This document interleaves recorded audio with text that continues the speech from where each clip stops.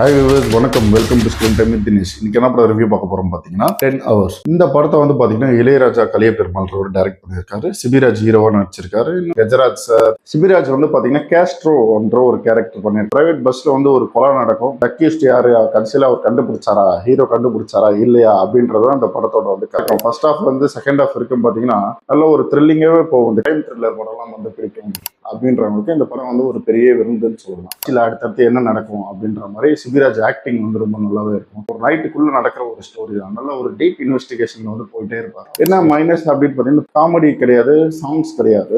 But இந்த கதைக்கு வந்து அது தேவையில்லை. ஸ்டார்டிங்ல இருந்து எண்டு வரைக்கும் பார்த்தீங்கன்னா நல்ல ஒரு விறுவிறுப்பா இருக்கும்.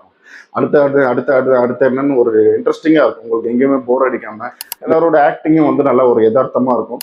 ஓவராலாக எல்லாம் அந்த படம் வந்து பார்த்தீங்கன்னா எல்லாருமே பார்க்க வேண்டிய படம். அந்த படத்தோட ரேட்டிங் நம்ம சேனல் அப்படி என்னன்னு பார்த்தீங்கன்னா மறக்காம வீடியோ பிடிச்சிருந்தா லைக் பண்ணுங்க, ஷேர் பண்ணுங்க, சப்ஸ்கிரைப் பண்ணுங்க. தேங்க்யூ.